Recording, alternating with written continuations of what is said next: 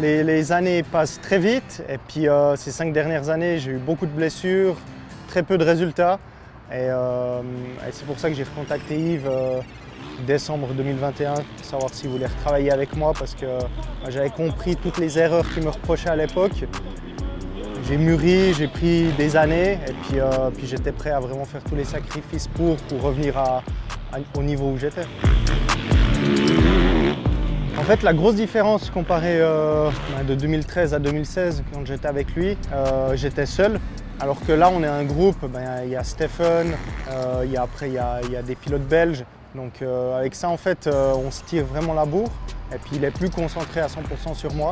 Donc ça, c'est la grosse différence. Et puis après, voilà, j'ai une maison que je loue dans le sud de la France avec mon mécanicien qui est tout le temps avec moi, basé dans le sud. Et puis, puis on s'entraîne toujours tous ensemble. Et puis Yves est toujours aussi bon en vélo de route. Alors sur mon contrat, la priorité c'est le championnat suisse, les 2 catégories 250-450. Parce que Hochstetler, Yamaha est mon plus gros sponsor et l'importateur suisse. Et puis à côté de ça, je voulais faire les grands prix. Et Yves m'a dit mais ce serait bien de faire quelques courses de l'élite parce qu'il y a du gros niveau et puis ça va permettre de reconstruire et de revenir à un bon niveau. Et puis en fait, quand j'ai pris le calendrier suisse, le calendrier de l'élite, il n'y a rien qui tombe en même temps. Et c'est pour ça qu'on a décidé de faire tout le championnat de France. Ouais, le championnat de France MX1 a vraiment un gros niveau. En fait, on a vu, c'est très homogène. On est 4 pilotes à rouler vraiment la même vitesse. Puis on voit dans les résultats, il y en a un qui gagne la première manche, le deuxième manche il fait 4 ou vice versa. Et assez souvent, on a fait à la journée les mêmes nombres de points. C'est sûr que Milko a été le plus régulier depuis le début de saison. Il a réussi à faire tout le temps des bons départs et puis marquer les points importants pour gagner. Donc voilà, mais c'est vraiment un beau championnat où il faut vraiment se battre et rien lâcher. Non, alors moi, mon objectif serait vraiment de revenir en Grand Prix, de rentrer de nouveau dans les 10 premiers.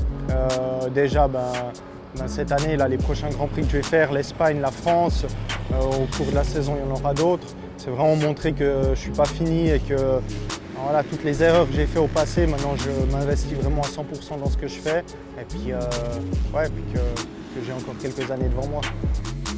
C'est de faire de la moto le plus longtemps possible parce que c'est ce que je sais faire de mieux dans ma vie actuellement. Après, ça peut, voilà, si j'arrive à atteindre mon objectif, retrouver mon vrai niveau, revenir dans les 10 premiers, ça va être différent que si j'y arrive pas et puis que je vais devoir me retourner sur les championnats nationaux. Mais ouais, c'est en fait d'ici 5-6 ans, quand je prendrai sûrement un terme à ma carrière, que j'ai pas de regrets. Parce que pour être honnête, en 2015, quand je me suis battu pour le titre de champion du monde, je termine 4 du MX2. Bien sûr, j'ai des regrets parce que je n'avais pas réussi à aligner tout. Je n'avais pas mis en place pour réussir tout ce qu'il fallait pour décrocher ce titre. Donc j'ai pas envie d'avoir de regrets comme je l'ai eu en 2015.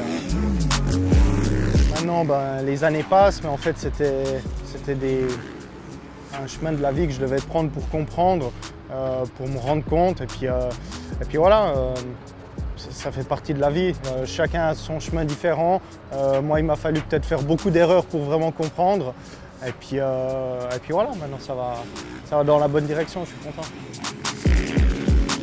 Ouais, aujourd'hui, je suis vraiment impliqué beaucoup plus que ce que je l'étais à l'époque. Je me concentre sur la nourriture, sur ma récupération, sur l'entraînement. Quand Yves me dit quelque chose, j'essaie de l'analyser. Alors qu'à l'époque, ça rentrait, ça ressortait. Ouais, c'est bon Yves. Et puis voilà, et puis ouais, maintenant je me lève tous les matins, je suis concentré là-dessus. Et puis je prends vraiment beaucoup de plaisir, beaucoup plus qu'à l'époque quand j'étais plus jeune, où c'était un peu, ouais, on verra ce qui va se passer demain, quoi. Donc c'est cool.